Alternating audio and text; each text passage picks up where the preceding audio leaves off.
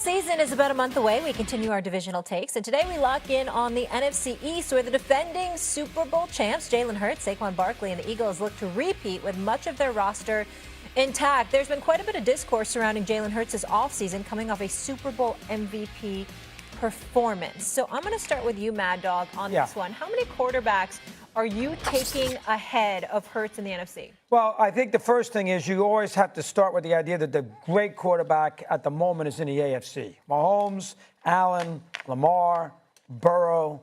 There's a lot of the better quarterback is in the other conference. Now, listen, Lewis and I have been fighting all morning. We're going to fight again. Lewis wants to put Daniels out there right now with Sonny with Sonny Jurgensen. All right? I mean, and so if I really wanted to do that, if I go by last year, Daniels is better. But I got to see it more than 1 year. I can't put a guy better than Hurts, who's played in 2 Super Bowls, played great in both. And I can't put the guy who hasn't been in one there yet ahead of him. And the other thing I want to say, and this is me, and he gets totally disregarded. I'll tell you right now, in a big game, I love Stafford. Every time I see him in a big game. Lions 2 years ago, the guy got beat up. He lost Nakua. They should have won that game. He played great. Last year against the Eagles, if the center makes the block on 3rd down late in the game on that last drive in the snow, Rams would have won. That's how great he was. He took him down the field time and time again in the 4th quarter. And let's not forget that he's won a Super Bowl. But, you know, he's older and he doesn't run well. And, you know, McKay, you sort of underrate him. So those are the three. Those are the three. One more time? Those are the three. Give it the three one more time. Allen, I'm sorry.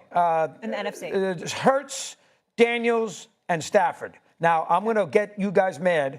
I'm going to put game on my life. Life, not a season. Life. I'm going Stafford 1. I'm going Hurts 2 in the NFC. And I'm going Daniels 3. Go ahead. You know, look, man, I mean, we like the same people.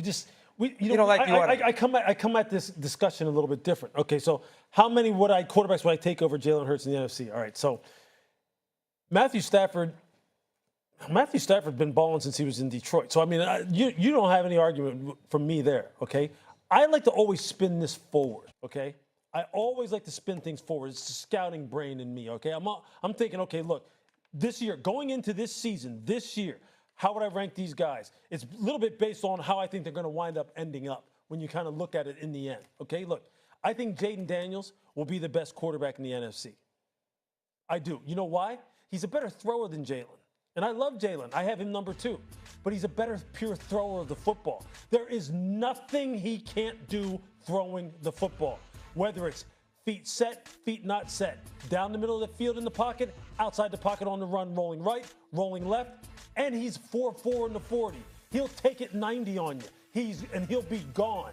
He carried that football team. He carried that football team back to prominence as a rookie, as the number 2 overall pick, who many people thought he isn't going to last. He's too slight. He'll get broken up. He transferred. You know, blah, blah, blah. Caleb Williams is the future. Jaden Daniels is the future. He's the present and the future.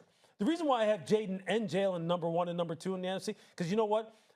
I love running. I love quarterbacks that can run, that can hurt me in both ways. Because in my time as a player, the guys who could run and throw were like impossible to deal with.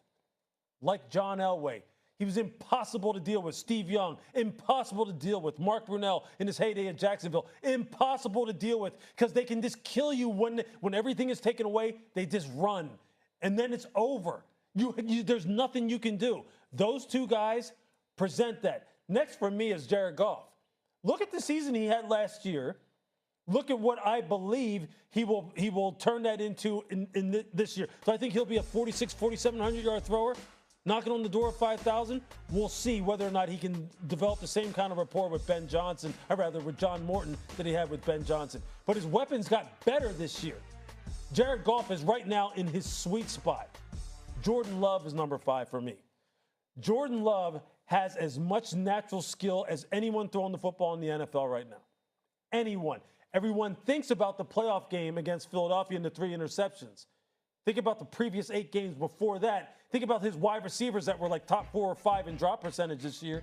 He would have been even higher, and he was still top 6 in total QBR. Jordan Love has got all the skills. I think the NFC is on the come right now as far as quarterback play. I'm with you. The AFC is still loaded. It's loaded with the top quarterbacks. But if I had one quarterback going forward in the NFC that I'm staking everything on for me, it's the ultimate weapon. That's Jaden Daniels. Stephen A.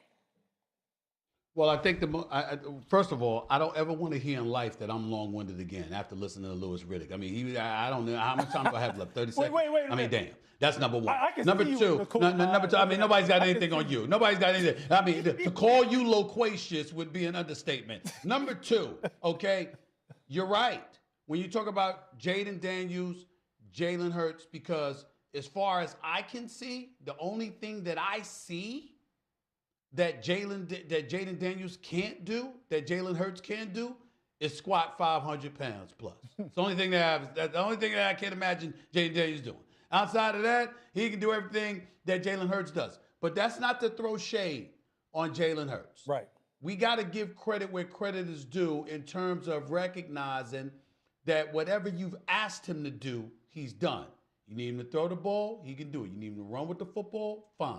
You need him to hand it off to Saquon Barkley, fine. You need him to develop a better chemistry with A.J. Brown, fine. You need him to get other cats involved, fine. Whatever's called upon for Jalen Hurts to do, he has answered the call in the most elite way imaginable. And I think Ryan Clark pointed this out about last week sometime. When we talk about the greatness of a Patrick Mahomes, who's clearly the best of this generation, I mean, if not all time, he's lost only to 3 quarterbacks in his postseason career. It is Tom Brady, it is Joe Burrow, and it is Jalen Hurts. He has not lost to Lamar Jackson. He has not lost to Josh Allen.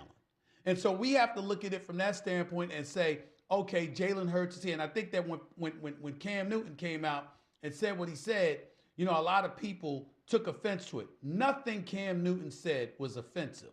When he's thinking about when he played, he's like, wait a minute, this was what was asked of me. I answered the call. I don't know if Jalen Hurts could do that. He has all the pieces in place.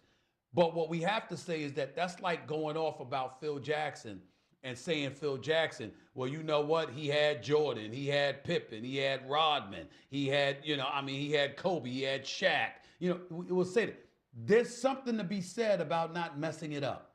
There's something to be said about capitalizing off of being surrounded with the requisite parts that may be great. You got to give credit where credit is due with Jalen Hurts in that regard. He has done that. All right, gentlemen, sticking with the NFC East, I want to push this forward. Let's bring back some sound from yesterday from Cowboys' newest receiver, George Pickens.